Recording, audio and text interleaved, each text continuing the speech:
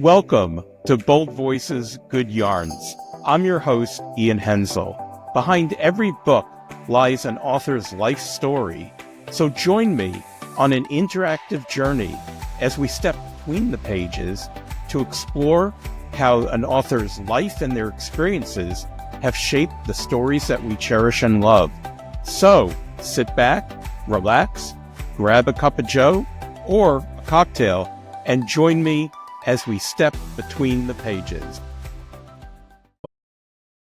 Welcome, everyone. I'm Ian Henzel, and I'm the host here at Bold Voices, Good Yarns. And today we have a very special guest, James Magruder, whose new collection of stories is No One Is Looking at You.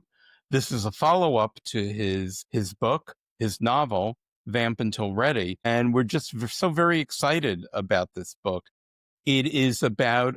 It starts off in the late 70s, and it focuses on students at Cornell University, a bit closeted, and it follows them through their lives. One character in particular, Roger, and we get to see him later on in part 2 of the book. So it starts with origins, and then in part 2, we get to see the progress that Roger has made and what's happened in his life. And before we go on, by the way, please make sure that you subscribe, hit the subscribe and follow us, because that really helps us. So welcome, James. Ian, thanks for having me. I'm happy to be here. I hope I got your book right. Yeah. Oh, absolutely. So I know that you've had a varied career and primarily in theater. And you had a nonfiction book, A History of the Yale Rep, come out this past spring, didn't you? Yes. Actually, last fall. And you've been involved in many theater productions, and you wrote the book for Broadway musicals, correct? Yes, that's true. You're just a jack of all trades, aren't you? Right. I came to fiction late, but yes, I had to wait. You know, I'm going to go off my normal pattern. Is writing fiction, how different is it from writing for the theater? I feel that writing theater for most of my life until I was 40 and got serious about fiction, writing theater is a real help because you have to grab the listener's attention all the time. There always has to be forward action. There's no place to linger because your only tools are speech, silence, and gesture. Mm-hmm. So you'll see my novels tend to have a lot of dialogue. Sometimes I think I'm cheating, but on the other hand, it's a big help. Do you think, with a theater production, and something in my conversations I've had with authors, in a theater production or a film, it's such a collaborative effort because, you have the dialogue that the playwright wrote, but you have the director's interpretation of the work, the actor's interpretation. There's movement on stage, there's set design. Mm-hmm. So if let's say a character is nervous about walking into a room, they could pause at the door, they Mm-hmm. can show emotion. Mm-hmm. Whereas in fiction, that doesn't exist. It's up to the author. The author is the director, the author's the cameraman, the author's the set designer, and the reader only knows what the author has given them. So it would seem there's more work because you have to create all that for the reader. Yeah, fiction is a much heavier lift because you don't have to describe what a person looks like because the actress or the actor is that person. You don't have to write sentences that you have to in fiction, like she crossed the room and lit a cigarette. That's blocking. That's something the director and the actor come up with. So it's actually a relief. And the fun is the collaboration with all the other people, if they're not jerks or divas. Well, whereas in fiction, you just have to deal with yourself. Yes, right.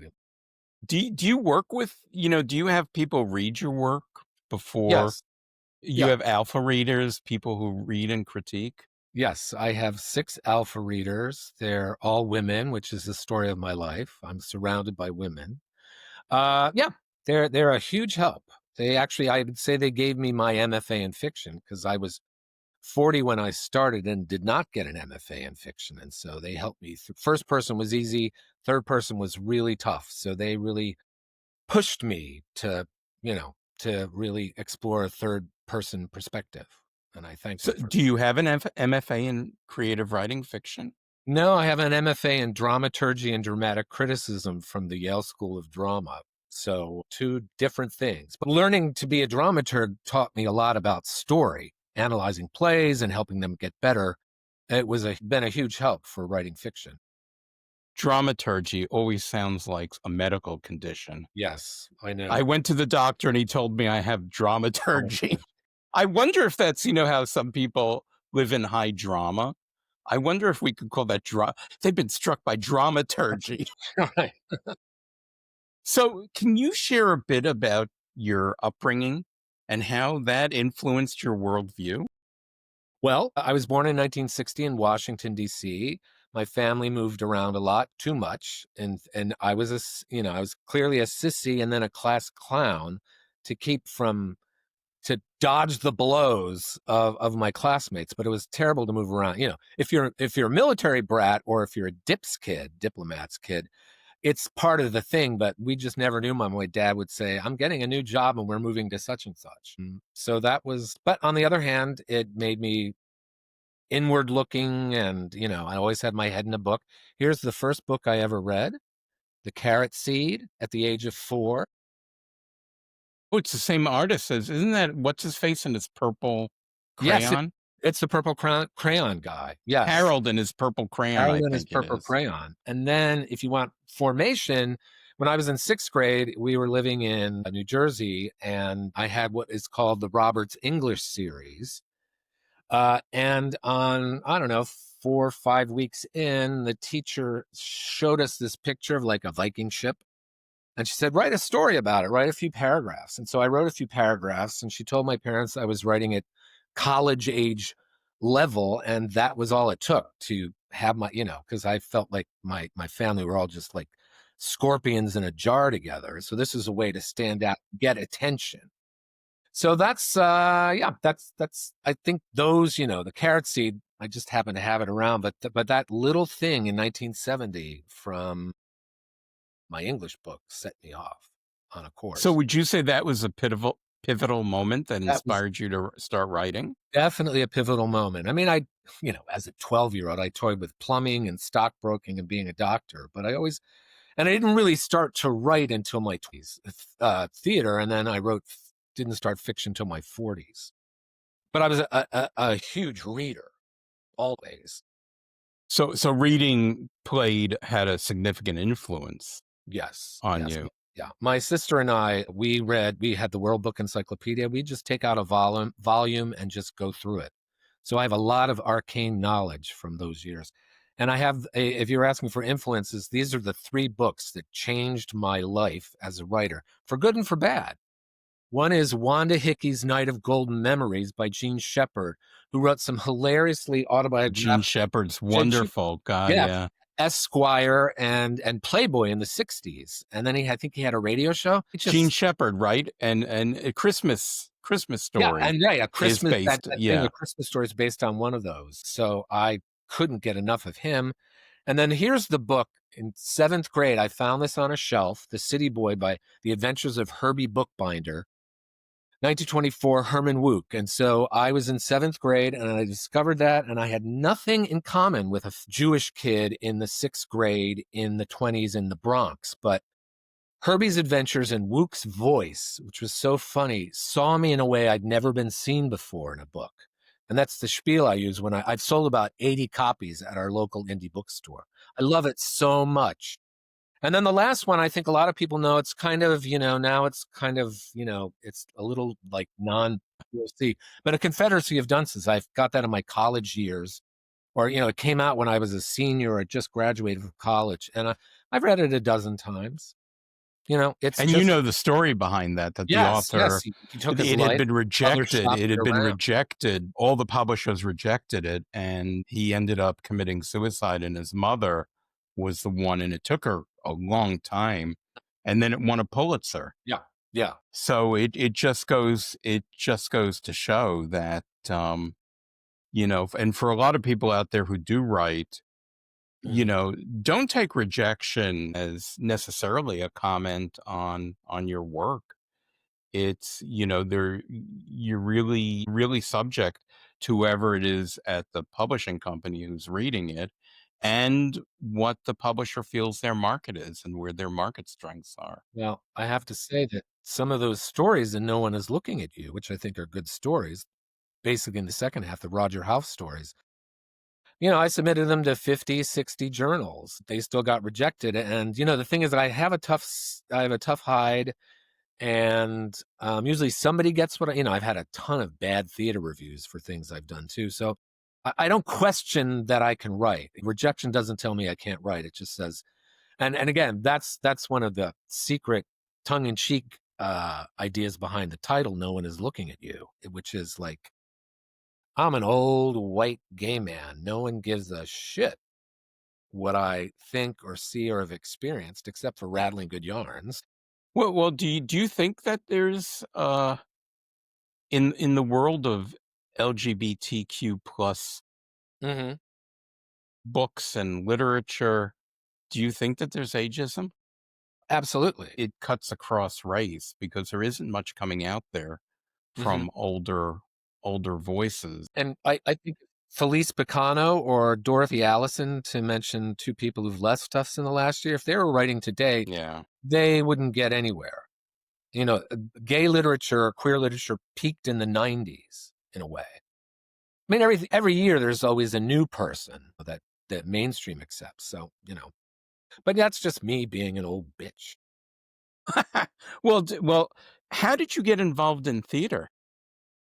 I did plays in high school and I did speech team, and those are kind of what shaped me. That's from my first novel, Sugarless. Sugarless. And it was like speech competitions are where you can win prizes without having to do anything with a ball to kick or throw. And I'm a very competitive person, so I started winning tournaments, and so that was it. And I did the musicals, but I was never really an actor. I just liked, I mean, I acted and I sang in musicals, but it was never a calling that I knew I could do nothing else. And also, I felt like I was too intelligent to waste my time auditioning for things. What attracted you to dramaturgy? Well, that was a combination of I was I was 24. I was pausing in my dissertation in French literature at Yale, and I found myself dancing in the chorus of "Damn Yankees" in summer stock, and that's Vamp Until Ready. That's in Vamp Until That Ready. is Vamp Until Ready. And so at the end of that summer, somebody else was saying, well, we'll start a theater and Jim, you can be the dramaturg. And I'd never heard the term. And so I went back to Yale and I had to take a class outside of the French department. I walked into a dramaturgy seminar by Leon Katz, who's no longer with us. And after two classes on the most boring section of the Western canon, which is medieval drama, I was hooked. There was a place for my mind and my interest in drama without being a director. I mean, I wasn't a playwright then, so it was like I just defected and never looked back. Something that most people don't know about me is back in the 70s, I was going to I wanted to go to NYU for a master's in theater history Mm, and criticism, hmm. which I never did. It was not a very good economy, and I fell into jobs where I was making a good living, and so I never pursued it. But I do remember my fascination with theater when I was 14. My parents, for my birthday, got me a ticket, and I went with a friend from junior high. We went to see Man of La Mancha, and on Broadway. Hmm. And I remember, I think in the production, this big stairway comes down, or ladders, and the characters come down Hmm. from they come down to the stage, very little set, etc. And I thought that this was the ability to create life. I was just so s- overwhelmed, awed Hmm. by it. So, I mean, and I guess when you're writing fiction, you're also creating life. Yes, yes. But my gateway drug was Pippin for Pippin. Broadway. Oh God, I remember that. Yeah. Yeah, Pippin. I never saw it on Broadway, but I remember it. I remember the TV commercials in New Yes. Oh, York. that revolutionized Broadway marketing. because it was Y- kind of It, not doing well. And then the Fosse commercial was like suddenly, it did, but I can tell you that I don't think the commercial with Liv Ullmann in I Remember Mama did it did it because I just remember when I was a little girl in Norway, I listened to Richard Rodgers musicals. And now I'm in a Richard Rodgers musical. and what's cool is you can find all that on YouTube. You can find them, God, find God. those commercials. I was one of the people who saw Liv Ullmann in I Remember Well, Mama. you and 10 other people. And me and 10 other. We get together Yeah, annually. right, right. So are there any aspects about your life that your readers might be surprised influenced your writing? Well, I have favorite writers, and you'd ask me to think about a favorite book that I'd like to live in. I'm tends to still be more of a classics person. I'm still working my way through all of George Eliot, so I don't read a lot of contemporary fiction unless my friends have written the books. So, but this book, my obsession is Dawn Powell, who was rediscovered in the early '90s, and after she's one of those stories like Zora Neale Hurston disappeared and Nathaniel West disappeared, but she came back via Gore Vidal, who knew her. And today, after, let me see, that's 35 years, she has 2 volumes in the Library of America. So I take great inspiration from Dawn Powell, and my favorite book of hers, it's not her best, but this is The Happy Island. And it's from 1938, and it's set in Manhattan, and it's sort of nightclub society. It has these out gay characters that that's never mentioned. I mean, you just get it because there's certain eternal Mm. qualities to gay people moving to New York. So that would be the book I'd live in, the 30s in New York, in one of those penthouses, or being somebody's, houseboy or something. So that's, Bohemians. yeah, Bohemians. Yeah, it's Bohemians. All of her books are marvelous. I'm glad they have a new, and now there's kind of she has a following. Anything else about my There life? was a queer theater book that came out years ago. The title was, I think, We'll Call Them Bohemians. Yes, yes. And yes. And well, the gay books that I read in the '70s, because now you grow up, you have YouTube, you have TV shows, you have alliance groups in your high school. In the '70s, when I grew up, there was nothing except, well, I put that in my intro to the book that came out about the cat in New York City by one of your authors. A Cat in the Act. A Cat in the Act. And so I wrote the intro to that saying, well, things were different then. But the books that I had to search for were like A Boy's Own Story, The Front Runner, which was incredibly important, Dancer from the Dance, which I don't love as much as I feel I should. And then there was one called Coming Out by not by Andrew Holland, of course not. But I saw it on a paperback rack in 1976, and I made my sister buy it for me. I read the tagline, and she was always willing to go to Montgomery Ward's and pick out the cast album of Pacific Overtures for me, because I was just too embarrassed, and that's the other idea of no one is looking at you. It's an Irish curse. Who do you think you are? Nobody's looking at you. But when you're a teenager, you think everybody's tracking every single thing you do. But I like your interpretation of no one's looking at you. What do you do when you think no one's looking at you or no one is? Oh, yeah, yeah. Well, maybe, yeah, that was my Yeah, interpretation. that's And your spin. For me, it's the it's Irish. like, Yeah, and my invisibility as an old. well, isn't it interesting how, a reader or other people will interpret and see things in a writer's work that the writer didn't know they put in there. Right, right. That's like one of the joys of having a readership or having readers who say, "I really love that part," or "This character," or "This sentence was a killer," and it's like, I just wrote that. You never know how you're gonna, you never know how you're gonna affect somebody. As a People teacher, start quoting you. well, that would be nice. According to James Magruder, if you could talk to your younger self, I know it's kind of one of these trite questions, but if Mhm. you could go back and talk to your younger self, what advice? Would, because I turned out to be everything I wanted to be or have wanted to be. I would have said start writing earlier because, again, I wasn't until my feast till I started really attempting serious fiction. But on the other hand, I needed those 20 years to figure out why I was sleeping with these older guys in my early 20s. And so when I was writing it, made understand why I was with that person. It's like a Hardy Boys series of why did I sleep with that older man? Was there a Hardy Boys? Was there a Hardy Boys called the Yeah, Hardy Boys and the Sugar yeah, yeah. Daddy or It's something like like the that? mystery. It's the mystery of the glory hole.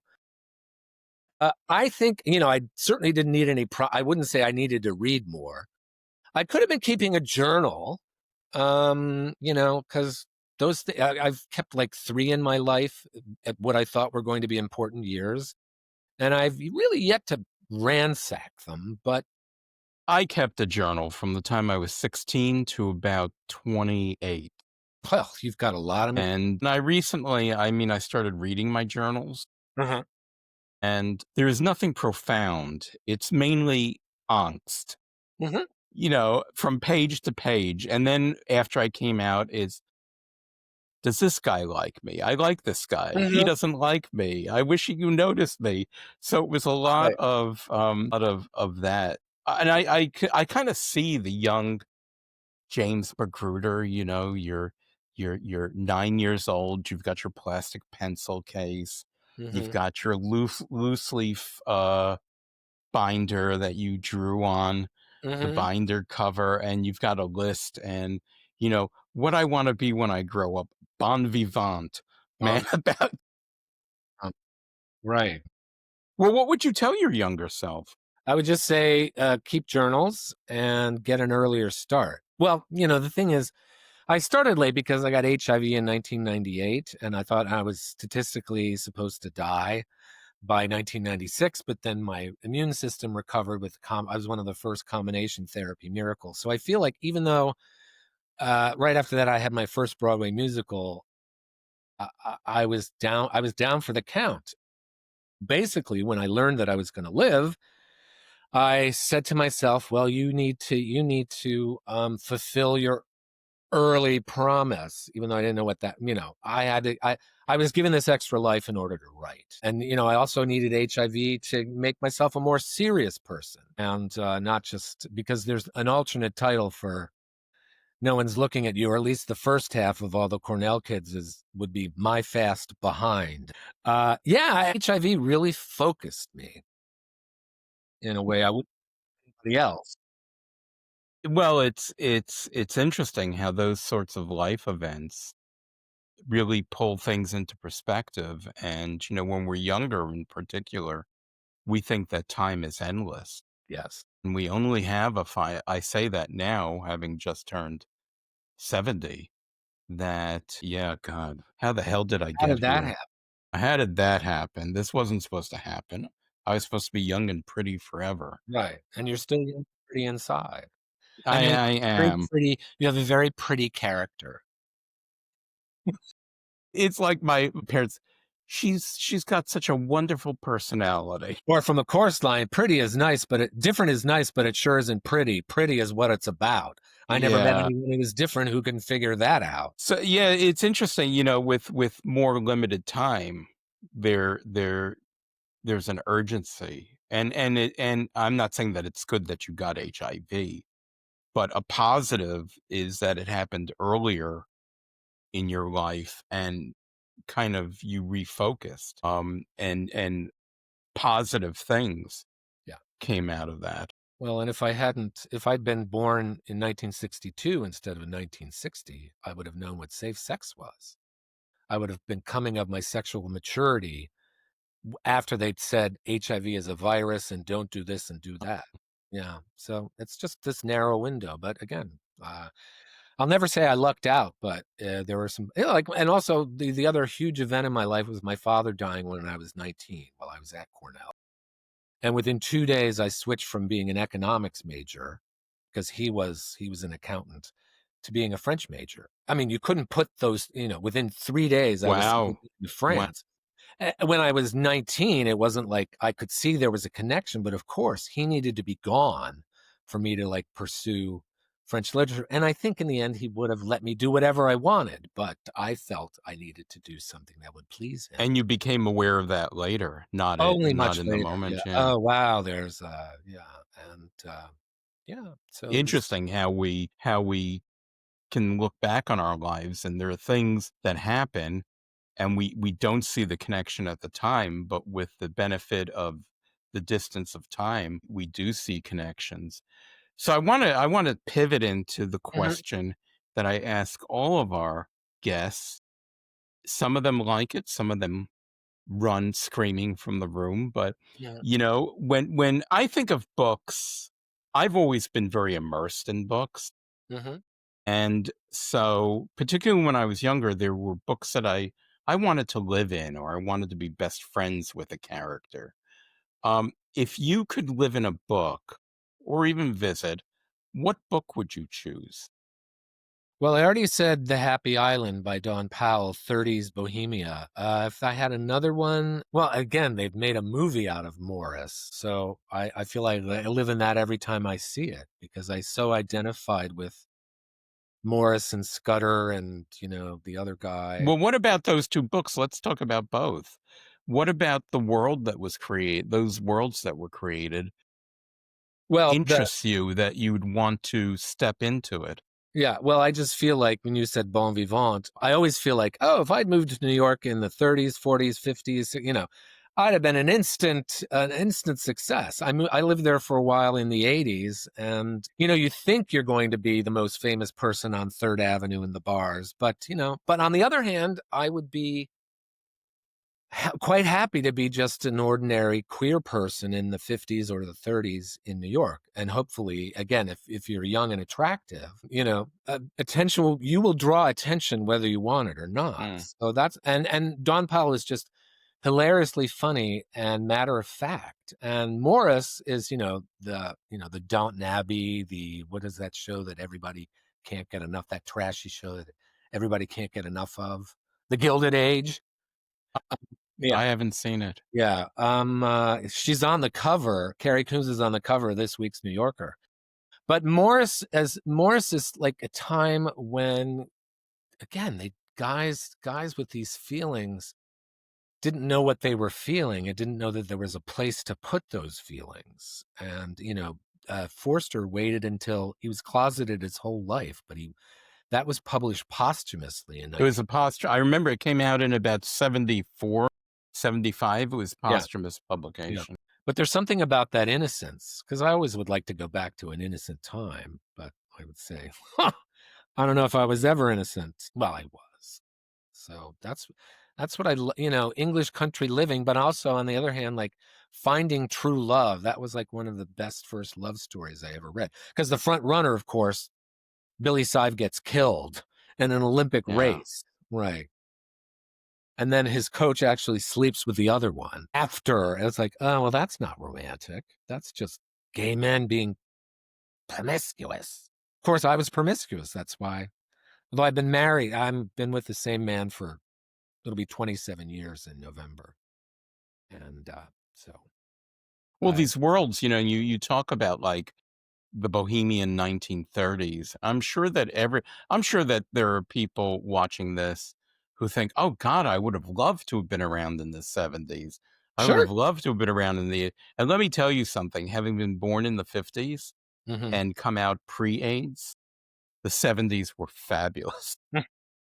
To be 18 years old in New York, and the legal age for drinking in bars was 18, and not have the specter of AIDS, Yeah. it was a fabulous time. So Yeah.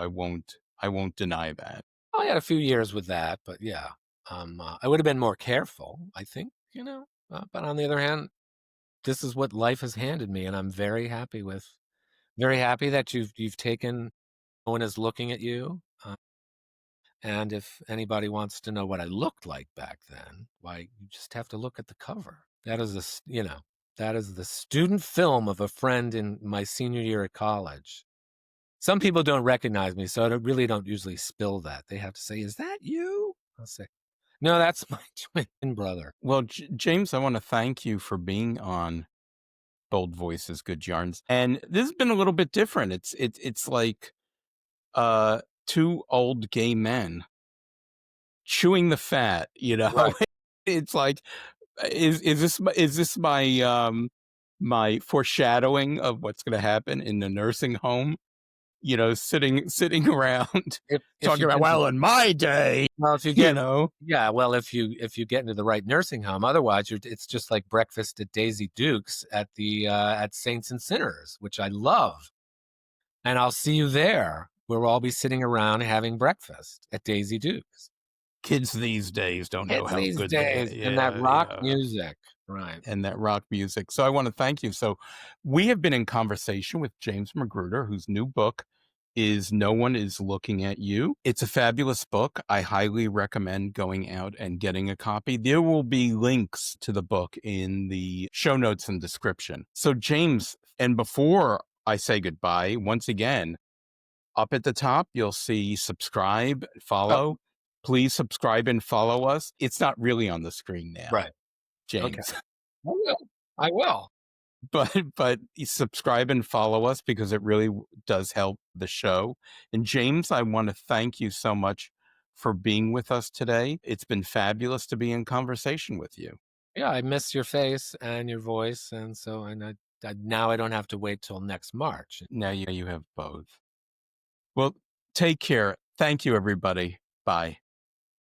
You've been listening to Bold Voices, Good Yarns, brought to you by Rattling Good Yarns Press. Subscribe to our channels on Spotify and YouTube, and follow us on social media. Search for Rattling Good Yarns Press. Also, visit our website at rattlinggoodyarns.com, where you can find great reads and interesting articles about the world of books. See you soon!